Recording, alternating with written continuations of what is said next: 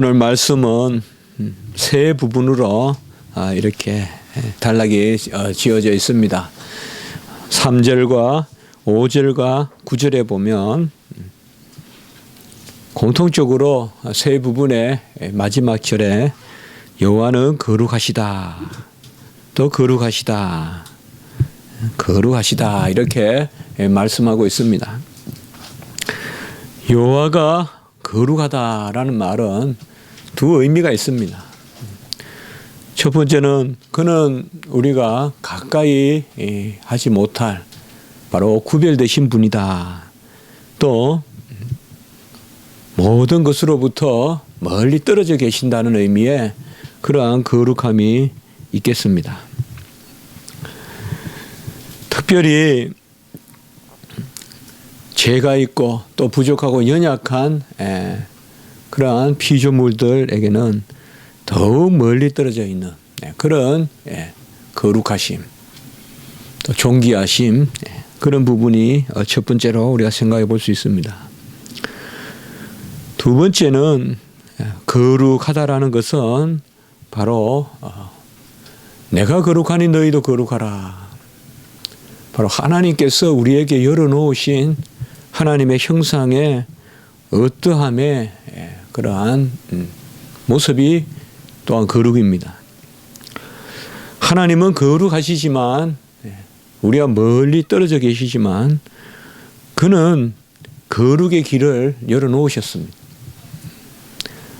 그래서 그를 믿는 자마다 거룩해지는, 우리가 지금 거룩해지는 그런 성화의 과정에 있지 않습니까?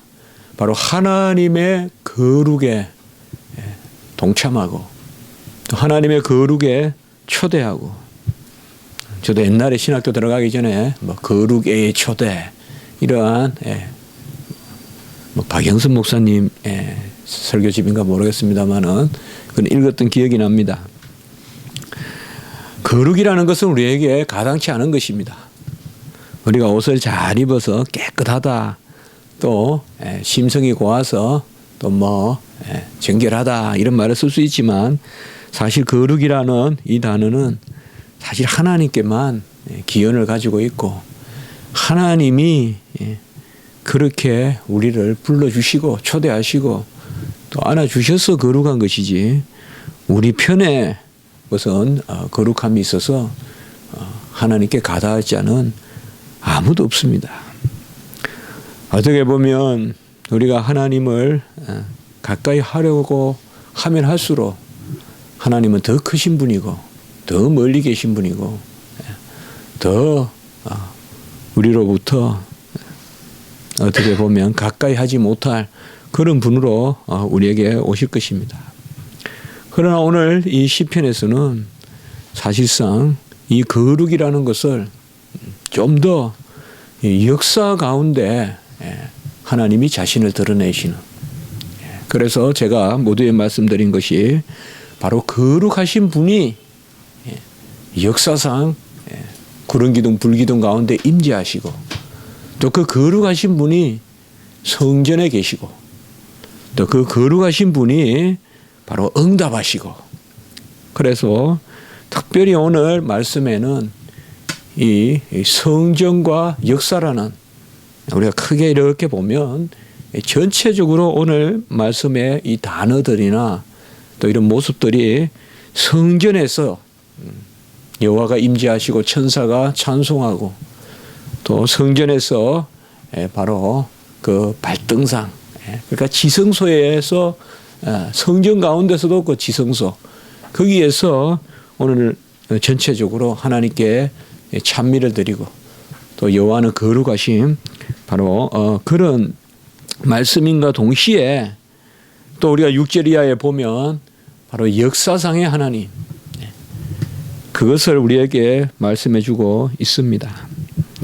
그래서 현존하시고 임재하시는 그것을 말씀하는데 역사와 어떤 성전, 이렇게 한번 제목을 우리가 제목은 제가 구름 기둥 가운데서 이렇게 했지만은 전체적으로 오늘 이 시편에는 이 역사라는 개념과 또 성전의 그러한 임재, 그런 것들이 오늘 말씀에 중요한 배경으로 나타납니다. 여호와 하나님은 역사상의 하나님 혹은 역사의 하나님이십니다. 그는 사실 역사를 만드신 분입니다. 시간과 공간을 지으시고 창세 전에 창조와 구원을 모두 작정하셨습니다. 아들로 말미암아 천지가 지어질 것을 미리 협약하셨습니다.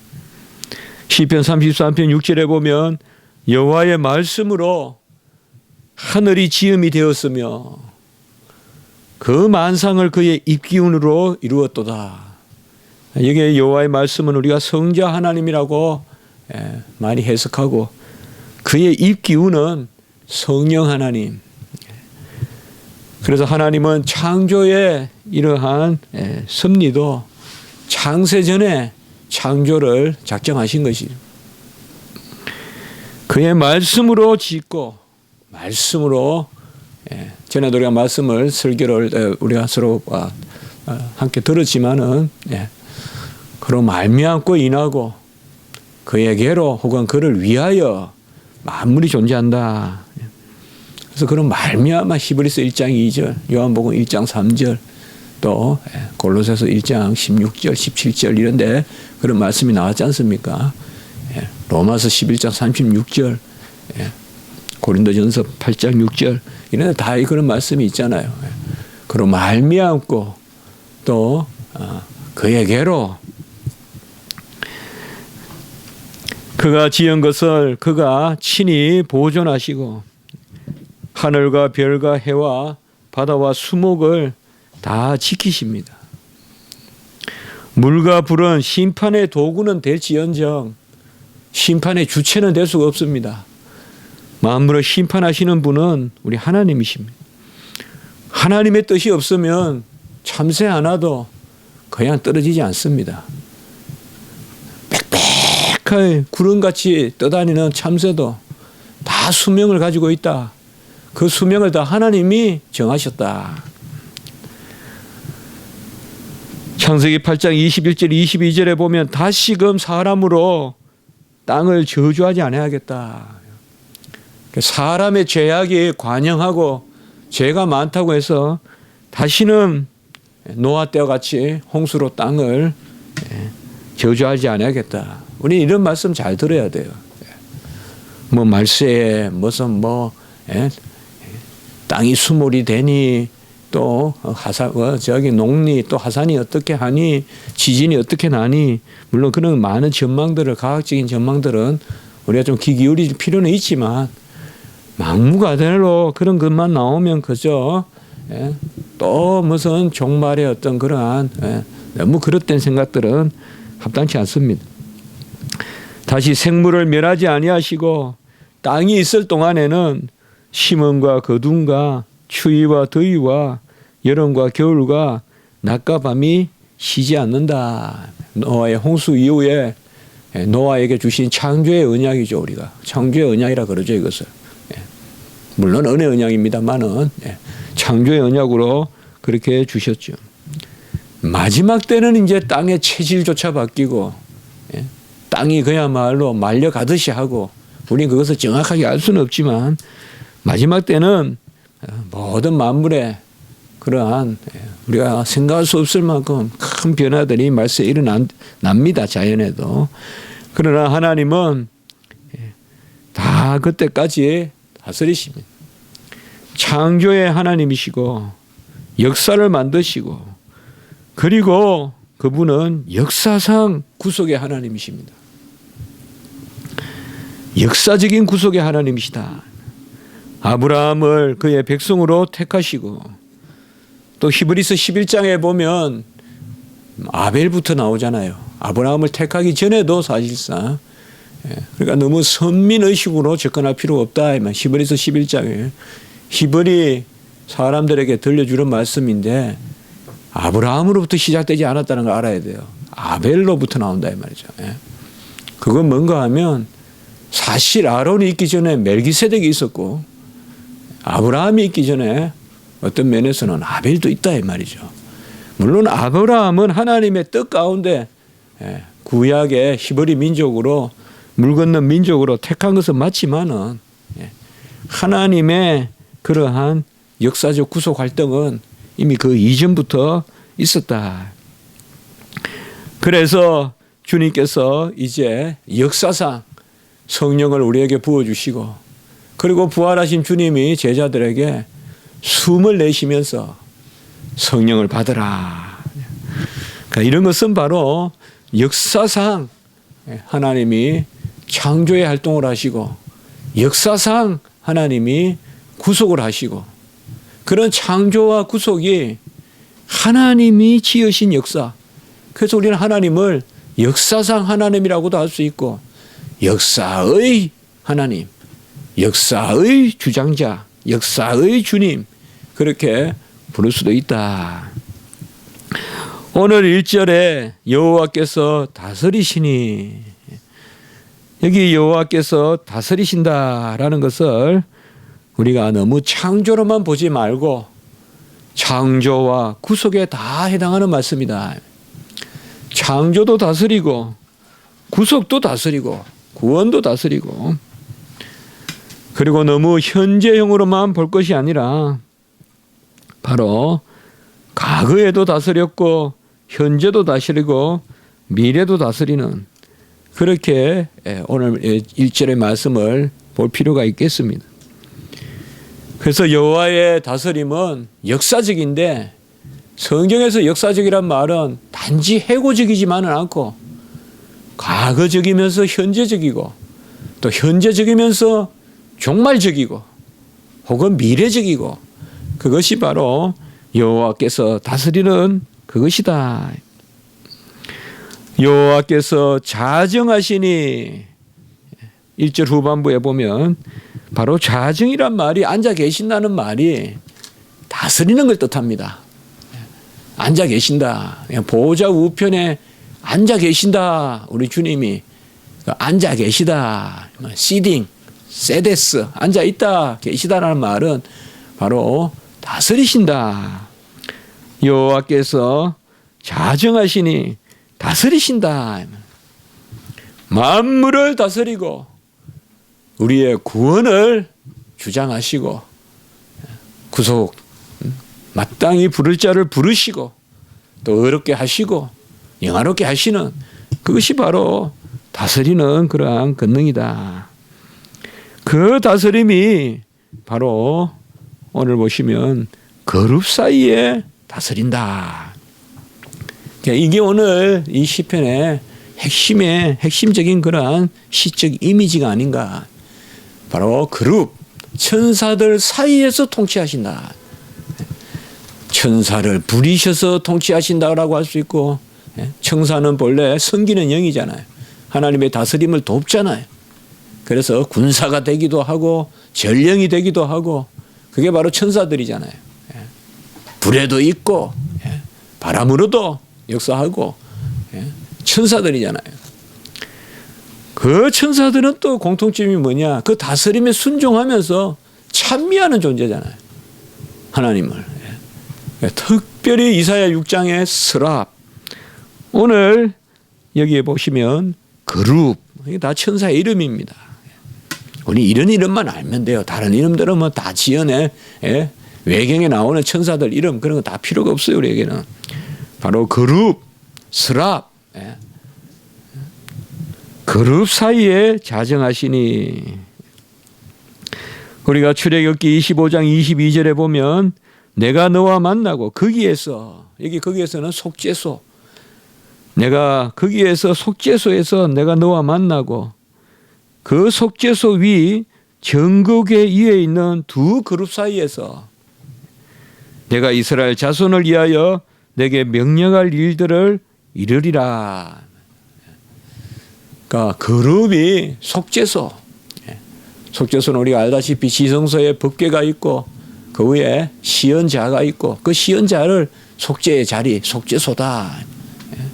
바로 지성소 중에서도 가장 바로 지성소의 의미를 말해주는 지성소의 본질을 말해주는 것이 바로 이 속죄소가 아닙니까? 시언자, 속죄소. 이 속죄소를 향하여 그룹 둘이 날개를 쫙 펴서 끝에서 끝으로 연결이 되어 있고 그 얼굴을 그 속죄소를 향하여서 찬미하고 있지 않습니까? 그 속죄소가 뭐냐 이 말이죠. 금방 읽었지만은 내게 명령할 일들을 이루겠다. 바로 속죄소는 그러한 여호와의 말씀, 율법, 그것이 바로 그 법궤의 위에 속죄소잖아요. 그 법궤의 말씀으로 하나님이 다스리는, 그게 창조도 되고 그게 구속도 된다는 것입니다. 그래서 그 두 날개로 다 펴고 그 법을 향하여 찬미하고 법궤를 향하여 찬미하는, 오늘 2절에 보면 시온에 계시는 여호와, 이것이 바로 금방 그룹 사이에 자정하시는, 그룹이 바로 시온의 성전이잖아요. 지성소. 그래서 제가 아까 말씀같이 전부 직접적으로 성소라고 쓰지는 않지만 성소를 지금 묘사하고 있는 것을 우리가 알 수가 있어요. 그룹 사이에 자정하시는. 또 이사야 6장에 그 스라베, 그러한 꽉 찬 천사들의 찬송. 그 여호와 하나님이 다스리시니 만민은 뜰 것이요. 뜰다는 말은 바로 경애, 경건. 만물은 뜰 것이요. 이런 뜬다는 말은 우리가 두려워한다는 말로도 표현하지만 어떤 세속적인 두려움이 아니라 마땅한 두려움이에요. 여호와를 여호와의 어떠하심으로 인정하는, 또 우리 피조물은 어떤 피조물의 마땅한 연약함 가운데 있는 그 떨림입니다. 만민이 뜰 것이요. 우리가 이 표현에 무엇을 쓸 수 있겠습니까? 여호와 앞에서. 여호와 앞에서 우리의 모습이 어떻게 표현할 수 있겠어요? 정말 어려운 표현 아니겠어요? 많은 경우에 그것을 우리는 경외라고도 하고 두려움이라고도 하고 뜬다 이런 표현도 쓰지만, 이런 것은 그저 세상에서 떨듯이 어떤 우리가 건세자 앞에서 또 간혹은 행악자들 앞에서 두려워서 떠는 그런 떨림이 아니죠. 땅이 흔들린다. 우리가 만민이 뜬다. 그 다음에 땅이 흔들린다. 흔들린다는 말은 역시 건세를 뜻하겠죠. 누가 땅을 흔들겠습니까? 누가 지축을 흔들겠어요? 십자가에 주님의 권능이 땅을 가르고 해도 빛을 잃고 바로 땅도 흔드시고 땅도 가르시고, 그건 바로 하나님의 권능이죠. 하나님은 땅의 입을 벌리시는 분이 우리 하나님이시죠. 삼키기도 하시고 토해내기도 하시는 분이 바로 우리 하나님이신. 주의 크고 두려운 이름. 3절에 보면 주의 크고 두려운 이름. 이것도 아까 말씀과 같이 우리가 떨 것이요 그것과 통하는데, 주의 크고 두려운 이름. 언제든 성경에서 사용되는, 하나님께 사용되는 이러한 형용사들은 다 절대적인 것을 부여해라. 크다라는 말은 그저 크다라고만 생각하지 말고 절대적으로 크시다 이 말이죠. 완전하시면서 크시다. 헤아릴 수 없을 만큼 크시다. 그야말로 크기가 있기 전에 크기시다. 공간이 있기 전에 채우심이고 세상을 짓기 전에 계신 그 크신 분이죠. 우리는 이 크다라는 것이, 높다라는 것이 가장 우리와 가깝다는 것이에요. 전에도 우리가 몇 번 나누었죠. 가장 하나님이 가장 멀리 계실 때 내 안에 계신 거예요. 이건 그저 역설이 아니에요. 하나님이 가득 채우고 시간과 공간 자체가 아예 우리 안에 그 시간과 공간의 의식조차도 없는 그 하나님으로 존재할 때 그때 하나님이 임마누엘이신 거예요. 어떤 이 시간에 어떤 이곳에서 이 임마누엘이시지만은 본질적으로 우리가 하나가 되시는 가장 높은 곳에. 그 우리는 보면 나에게 막 끌어들여서 하나님을 가까이 하려고 하고 하나님을 어쨌든 작게 만들어서 가까이 하려고 하고 어쨌든 내가 이해할 만하게 만들어서 작게 가까이 하려고 하고 너무 그렇게 하지 말란 말이에요. 그렇게 많이 권유하잖아요. 자꾸 하나님을 작게 만들면 내가 볼 수 있다는 듯이 좀 더 나에게 가까이 끌어당기면 내가 그냥 하나님을 더 만끽할 수 있다는 듯이 그게 아니에요. 하나님이 우리와 가까이 하시는 것은 그분 자신이 우리와 가까이 하시는 것이기 때문에 그분 자신이 어떠하심을 인정해야 되거든요. 모든 민족보다 위대하시고 높으시다. 이 2절과 3절에 나오는 이러한 형용사들은 전부 다 우리가 절대적인 의미를 부여해라. 저는 언젠가 그런 생각들을 좀 성경 읽으면서 인간에게 사용된 단어들은 지극히 상대적으로 읽을 것이요. 당대의 의인이다, 온전하다 이런 것들은 인간에게 쓸 때는 우리보다 좀 나은 사람, 우리보다 좀 괜찮은 사람. 엘리야가 우리보다 아주 엘리야는 우리 같은 인간이 그거 아니잖아요. 노아와 욥이 그거 아니잖아요.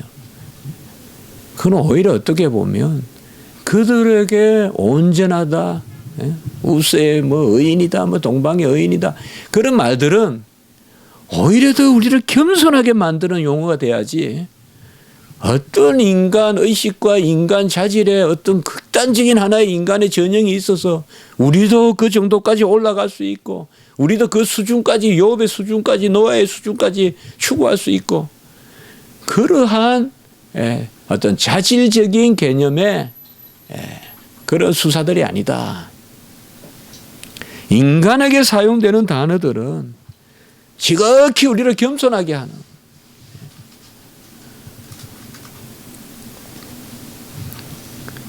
바울같이 된다는 말이 좋긴 하지만 저는 그 찬송은 그렇게 좋은 찬송은 아닌 것 같아요.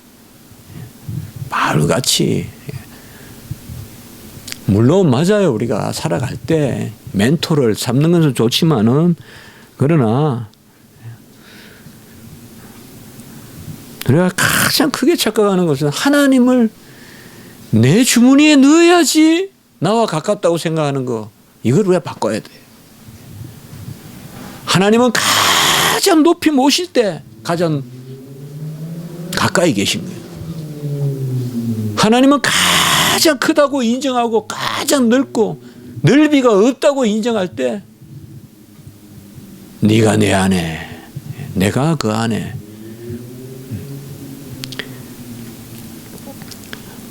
오늘 특별히 우리가 쉐키나라는 말이 뭔가 임재를 뜻해요. 임재를 여호와의 임재 성전에서의 여호와의 임재를 노래하는 이 시편에서 그는 크다. 그는 높으시다. 그는 두려우시다. 이런 것들은 임재를 뜻하는 단어들이에요.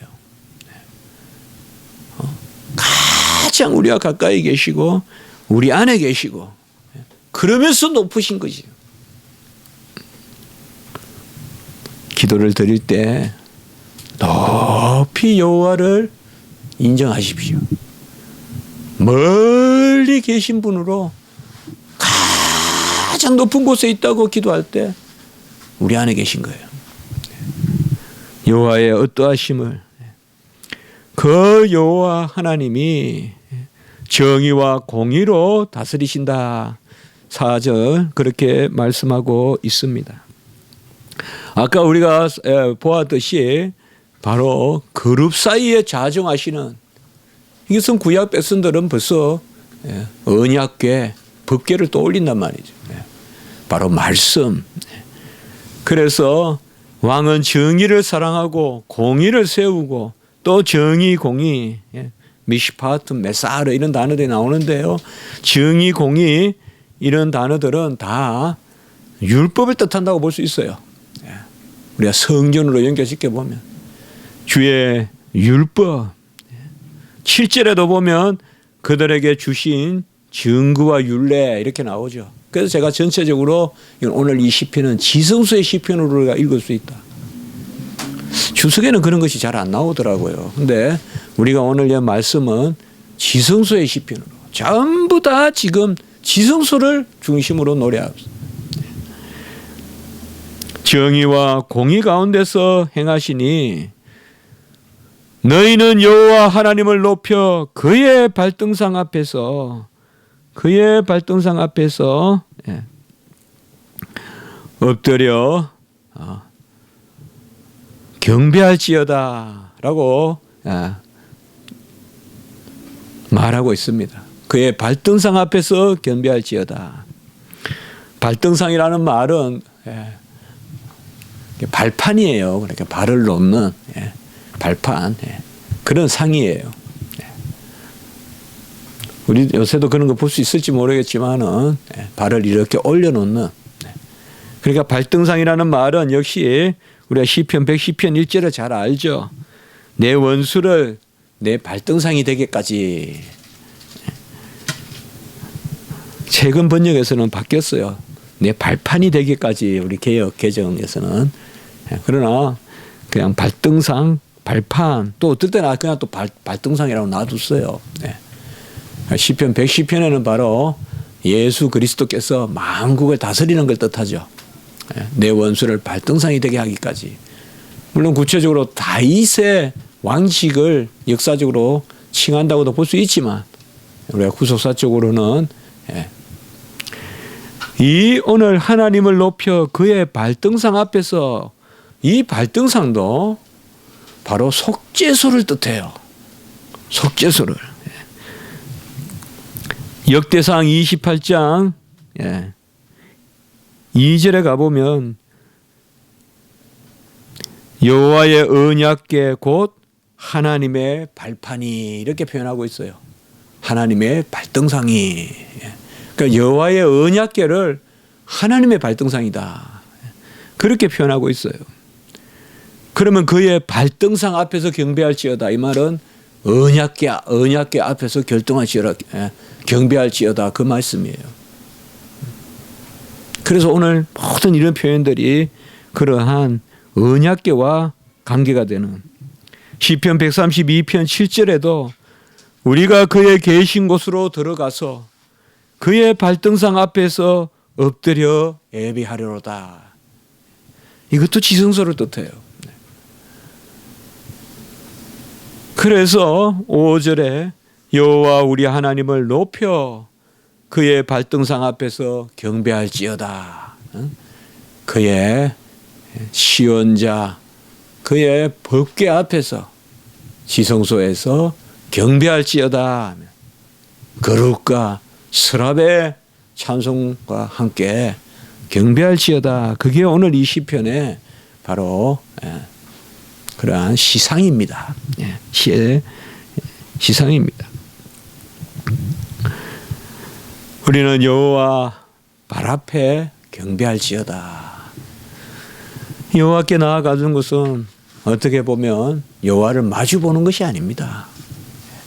마주 보는 것은 인간이 하는 거고, 우리는 꿇어 엎드려야 합니다. 여호와를 마주 보는 그러한 현대 정신, 이것은 합당치 않습니다. 마치 여호와가 마치 헬로 하이 하듯이 그런 여호와 아니십니다. 여호와는 두려워할 대상이요, 여호와는 존귀함을 여기시고, 정말 그 두려움은 경외, 어떻게 보면 나의 기원이 되는, 사람은 자기의 기원에게, 어떤 존재든 기원에게 가장 경외감을 갖게 돼 있어요. 우리 인간을 지으신 분이 누구예요? 하나님이시죠. 천지를 지으신 분이 누구예요? 하나님이죠. 그게 경외예요. 경외는 나를 있게 한 존재.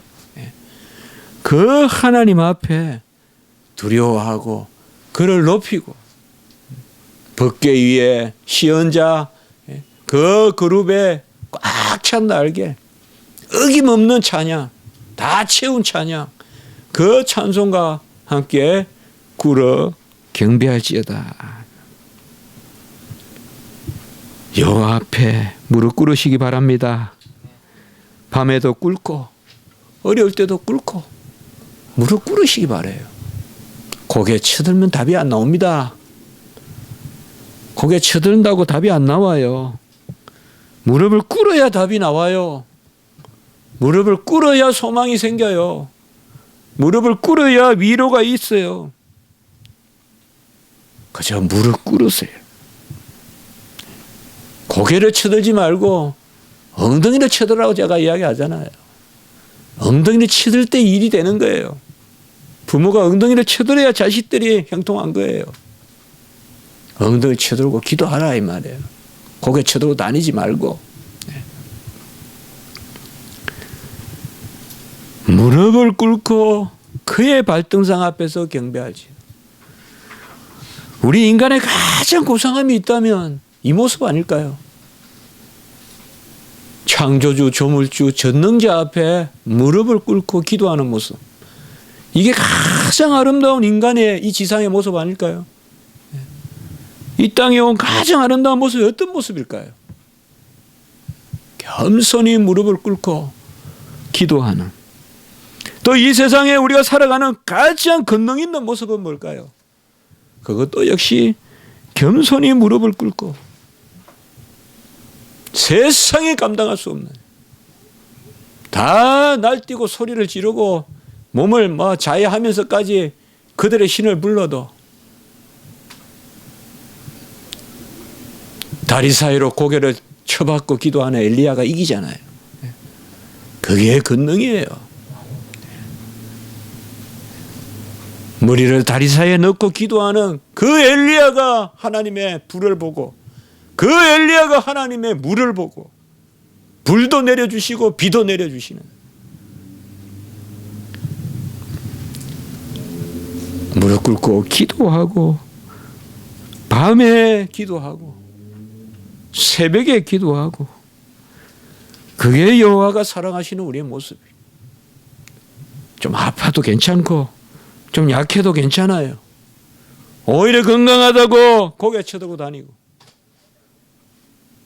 오히려 많이 있다고 고개 쳐들고 다니고, 그것보다는 좀 연약해도, 좀 모자라도, 좀 덜 먹어도, 좀 덜 입어도 고개를 푹 숙이고 여호와 앞에서 기도하는 모습, 그게 우리 인생의 가장 아름다운 모습이. 그의 발등상 앞에서 경배할지어다. 오늘 시편은 바로 이러한 임재가 있어요. 성전의 임재, 쉐키나. 그리고 이제 6절부터는 보면 역사가 있어요. 같이 합시다. 임재와 역사. 바로 성전에 임재하시는 여호와는 성전에만 계신 분이 아니다 이 말이에요. 우리의 삶을 주장하고 구름기둥으로 불기둥으로 우리를 옮기시고 지키시고 보호하시고, 그는 역사의 하나님이시다 이 말이죠. 우리가 주일 예배, 이건 임재예요. 주중의 삶은 역사예요. 이 임재와 역사가 함께 있다 이 말, 우리에게. 하나님이, 주님이 우리와 함께 하시고 주님이 우리를 채워주시고, 그 은혜 가운데, 예배 가운데, 무릎 꿇고 기도하는 가운데, 경배 가운데, 그 임재 가운데 주님께서 역사를 주장하신다.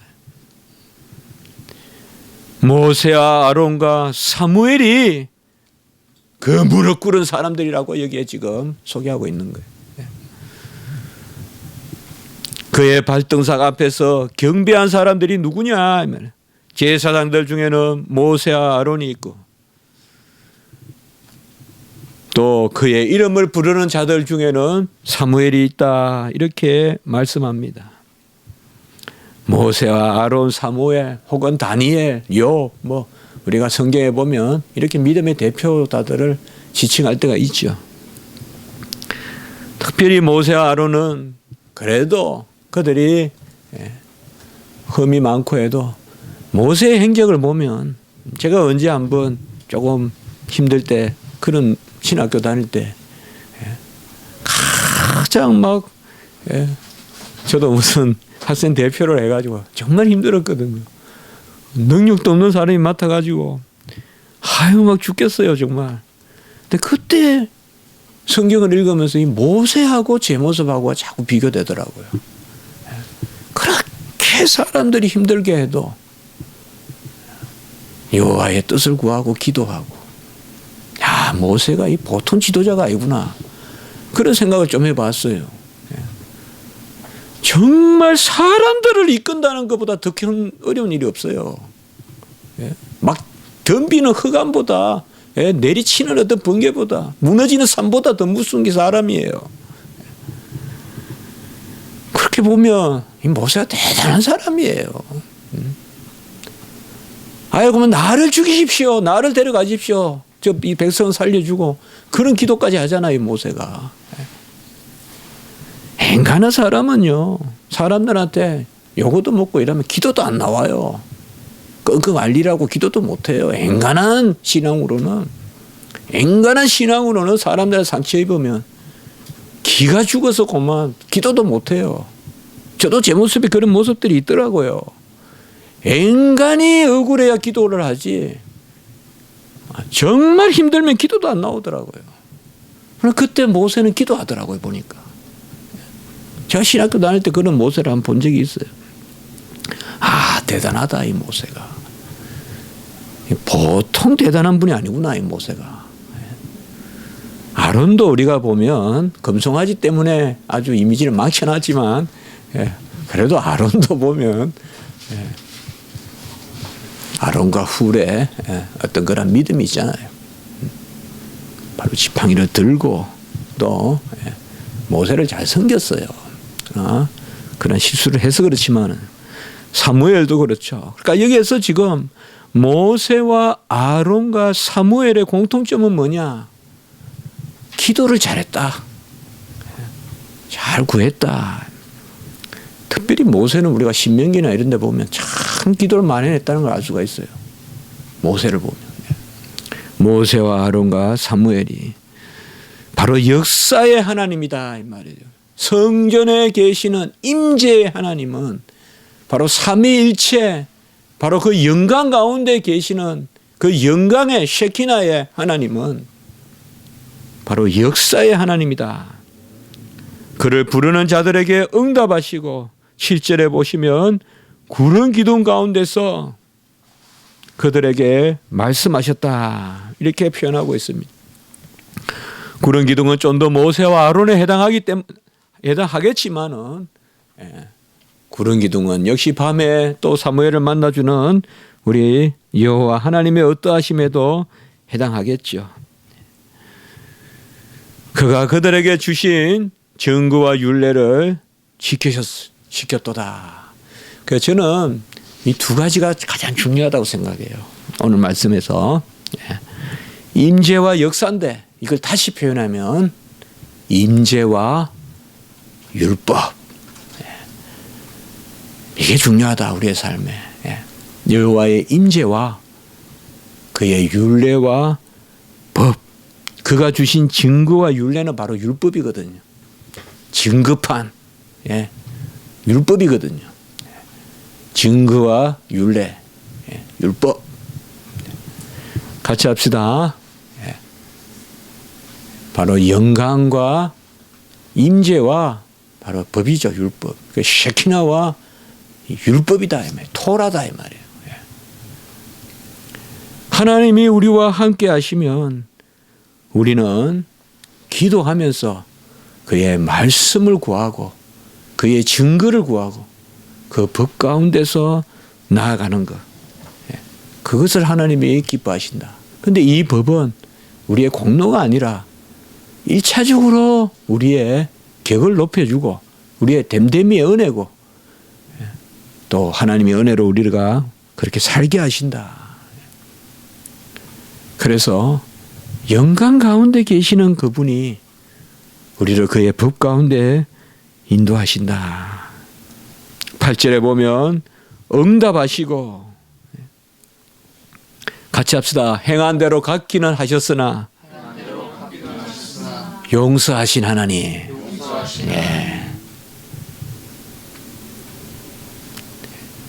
여호와가 그들을 치셨으나 싸매어 주셨도다. 여호와가 그들을 치셨으나 싸매어 주셨도다. 우리가 담대한 것은 우리가 아무 실족해도 우리가 이 율례와 증거대로 못 살아도 행한 대로 분명히 공의, 아까 정의의 하나님이 그냥 넘어가시지 않지만 징계도 하시고 우리를 깨닫게 하시려고 하시지만 끝내는 용서하시는 하나님이시다. 그들을 치셨으나 싸매어 주셨도다. 이게 선지서의 가장 큰 주제 아닐까요? 그래서 앞부분에는 치시는 것이 나오고 뒤에는 싸매 주시는 게 나오잖아. 이사야서도 그렇고. 전부 다 그래요. 선지서는요. 전부 그래요. 선지서는 치는 것만 나오는 건 없어요. 오라 너희를 싸매어 주실 것이요. 바로 다시 회복시키시는 하나님이 나오시거든요. 여호와의 임재입니다. 이게 여호와가 우리와 함께 계시기 때문에 우리가 좀 어렵더라도 실족하더라도 지금 낙심하는 것이 있습니까? 지금 우리가 어려운 것이 있습니까? 혹은 말씀 때문에 하나님 앞에 심히 애통하는 것이 있습니까? 주의 말씀대로 못 살아서 내 마음속에 심히 공고함이 있습니까? 그러나 우리가 절망하지 말 것은 그가 우리를 사생자같이 내버려 두지 아니하시고 자녀를 삼아 주셨으므로 그는 우리를 끝내 심판하시는 하나님이 아니라 자녀와 같이 징계하시는 하나님이시므로 매를 드시되 우리를 오히려 자라게 하시려고 매를 드시는 것이지 우리를 꺾어서 넘어뜨리려고 매를 드시는 분이 아니다. 이제 오늘 말씀을 마치겠습니다. 바로 성전에 계시고 오늘 9절에 성산에 계시고 성산, 시온, 법궤 오늘 정말 한 곳에도 성전이란 말은 안 나오지만 이게 시구나. 시라서 은근히 그의 법궤 앞에 무릎을 꿇지어다. 나아갈지어다. 또 법궤 위에 있는 거룩 이런 표현들을 통해서 성전에 충만한 여호와의 임재, 영광 그 영광이 우리의 삶 가운데 역사한다는 것 그것을 오늘 우리가 보았습니다. 여호와 하나님께 모든 것을 맡기고 무릎 꿇을 수 있는 걸 기뻐하시고 그 모습을 그 아름다운 모습을 우리에게 허락하신 하나님께 감사하고 오늘 밤에라도 자기 전이라도 무릎 꿇을 수 있음을 소망의 본질로 여기시는 저와 여러분이 되시기를 바랍니다. 한번 기도드리겠습니다. 거룩하고 자비로우신 하나님 아버지 우리가 무엇이간데 이토록 사랑하여 주셨소. 그 영광의 임재 가운데 거하게 하시고 우리가 사람의 딸들과 같이 고개를 쳐들고 다녔을 때 하나님의 아들을 삼아주셨소. 무릎을 꿇게 하시니 감사합니다. 아빠 아버지라 부르는 그러한 영을 주셔서 기도하게 하시니 감사합니다. 우리의 삶이 무릎을 꿇는 삶이 되게 하시고 가장 아름다운 모습 무릎 꿇는 모습으로 우리의 인생이 기억될 수 있도록 우리의 삶을 주장하여 주시옵소서. 우리 교회를 사랑하시고 우리 모든 성도님들, 지금 이곳에 계신 우리 성도님들 지켜 주시옵소서. 감사하고 구주 예수 그리스도 이름으로 기도드리옵나이다. 아멘.